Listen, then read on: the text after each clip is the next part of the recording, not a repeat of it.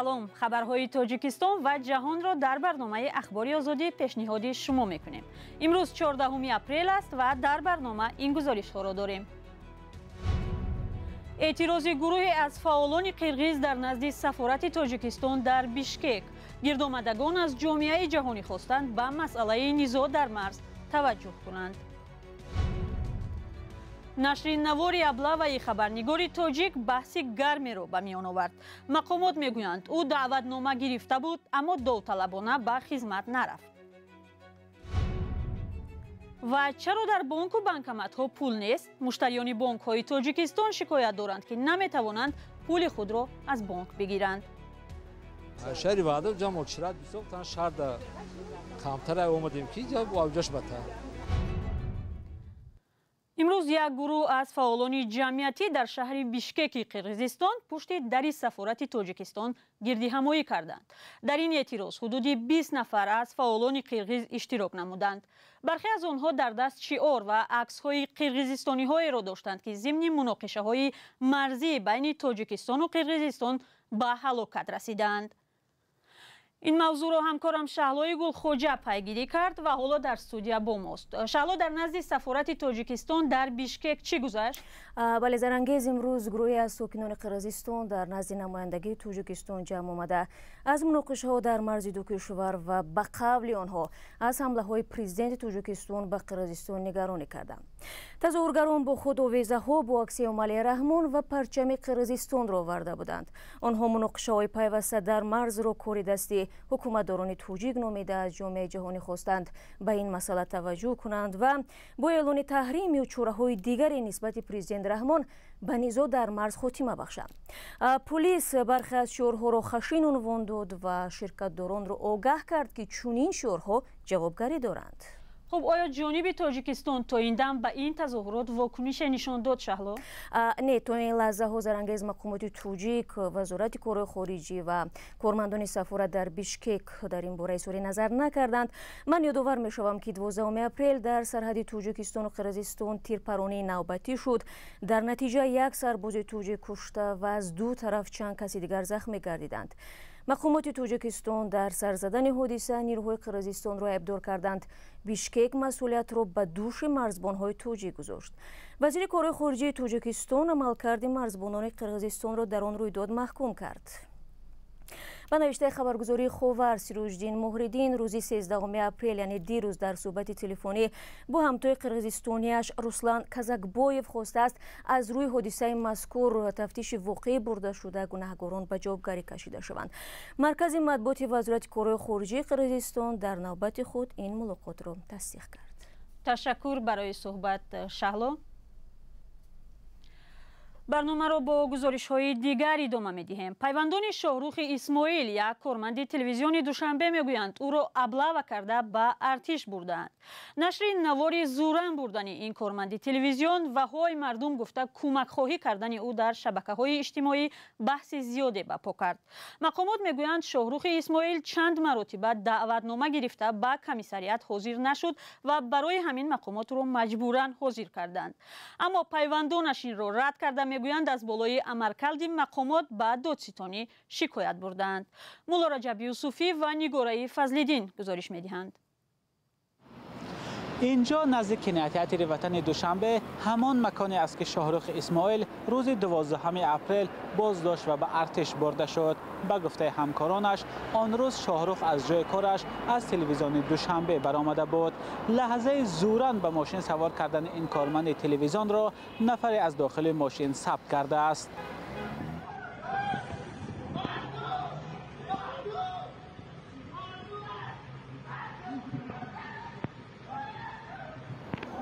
دفتر مطبوعاتی وزارت دفاع تاجیکستان میگوید حادثه سرباز شکار و یا ابله نبود. فریدون محمد علیزاده از سخنگوی وزارت دفاع گفت مقامات چند مرتبه به شاهرخ اسماعیل دعوتنامه دادند تا به کمیسریت حربی حاضر شود، ولی به گفته سخنگوی وزارت شاهرخ اسماعیل اختیاراً حاضر نشد و بعداً نامش را به کارمندان پلیس دادند تا او را حاضر کنند. در وزارت دفاع تصدیق کردند که شاهرخ اسماعیل قابل خدمت دانسته شد و به صف ارتش فرستاده شده است، ولی پیوندان این کارمند تلویزیون به حرفهای مقامات راضی نیستند. عبدالله، یک از برادران شاهرخ اسماعیل، در صحبت با رادیوی آزادی گفت آنها از دادستانی حربی تقاضا کردند تا سلامتی برادرش را سنجد. پیوندان شاهرخ اسماعیل راضی نشدند که در نزد کامرا صحبت کنند. برادر این کارمند تلویزیون گفت اگر برادرش با دعوتنامه حاضر نشد چرا او را نه از جای زیستشان بلکه از پایتخت زورن گرفته بردند. شاهرخ اسماعیل 24 سال دارد و ساکن جماعت قبله‌ای ناحیه رودکی است. دوام 2 هفته اول دعوت بهاری جوانان به ارتش این یگانه حادثه نیست که ساکنان از ابله شکایت دارند. اول همین هفته 100 متر دورتر از اینجا از نزد دانشکده صنعت تصویری و دیزاین تاجیکستان یک جوان را زوراً به یک نقلیات سوار کرده بردند. این نوار را بلاگر تاجیک دلیر امام علی نشر کرد و شاهدان گفتند که این جوان را ابله کردند. همه ساله در تاجیکستان 2 مرتبه بهار و تیر ماه دعوت جوانان به ارتش صورت میگیرد. تقریبا در هر موسم دعوت شکایت ها از وجود سرباز شکار و یا ابله رسانه‌ای می شود. مقامات اکثر وقت جای داشتن ابله را رد میکنند و میگویند که جوانان با خواهش خود به خدمت می روند. مولا رجب یوسفی، نگاره فضل‌الدین، آزادی، دوشنبه. مقامات در تاجیکستان از یک باره کم شدن سطح آب در دریای پنج اظهار نگرانی می کنند که منبع اساسی آبی آشامیدنی در منطقه کولاب دانسته می شود. سطح آب نظر به گذشته ها 8-9 برابر کمتر و خطر به آب ماندن زمین های کشت تا رفت بیشتر می شود. تغییرات اقلیم و زمستان های کم برف یک سبب اساسی این وضع گفته می شود. محمود جان رحمتزاده از ناحیه همدانی گزارش می دهد. جزیره های خشکیده، سنگ های نمایان یکی از نشانه های کم شدن سطح آب در دریای پنج است. این حالت مسئولین ناحیه های ساحلی دریای پنج را در منطقه کلاب از کمابی نگران کرده است. سال جاری با آمدن گرما آب مجرای دریای پنج از 2400 متر کوبی در یک ثانیه به 280 متر کوبی رسیده است. ناحیه همدانی در سرگه این دریا قرار دارد و 3 ناحیه منطقه را با آب تامین می‌کند. حالا کمابی مسئولین این ناحیه را نگران کرده است. متاسفانه سال گذشته مجرای دریای پنج بنیاد در سطح پست قرار دارد. حال حاضر مجرای دریای پنج مگی 280 متر کوبی در یک ثانیه است که یکی از نشان دهنده پستترین است. سال گذشته در بگیم که در نقطه پیکش اصلا بلندش 1100 شده امید 1100 کوب در حالی که 2300 1400 کوب میشه. سطح آب دریای پنج تا چند سال پیش در فصل گرما بلند میشد. مقامات میگویند که یکی از سبب‌های کمابی گرم آمدن فصل‌های سال در زمستان و کم شدن بارشات است. این حالت به کار کشاورزان تاثیر رسانده است. طی 2 سال اخیر کشاورزان در فرخار و واسع از کمابی شکایت میکردند. مقامات میگویند که امسال نمیدانند سطح آب در دریای پنج چگونه خواهد شد. ما حاضر کم آبی داریم. از این کانال چوبک 3 ناحیه کلانترین منطقه هم ناحیه واسع هم ناحیه همدانی هم ناحیه فرخار آب میگیرد. اینم باید که قید کنیم که آب امسال شاید نمیدونم چی میشود. تا حال به نهایت کم است. ناحیه فرخار هرچند در پهلوی دریای پنج جایگیر است اما آبش را از همدانی میگیرد. ناحیه واسع آبش را طریق کلاب دریا از همدانی پر میکند. اما رئیس ناحیه فرخار برعکس رئیس همدانی میگوید که آنها نسازهای آبکشی را تعمیر کرده امسال قصد دارند 3000 گکتار زمین را آبی کنند. زیاده از 1 کوب آب رفته ایستاده است. آب زیر زمین وقتی کانال توزیع میکنی دریای سرخاب میپرده 1 کوب زیاد رفته ایستاده است. من شما گه خودتون برده نشون میدم خودتان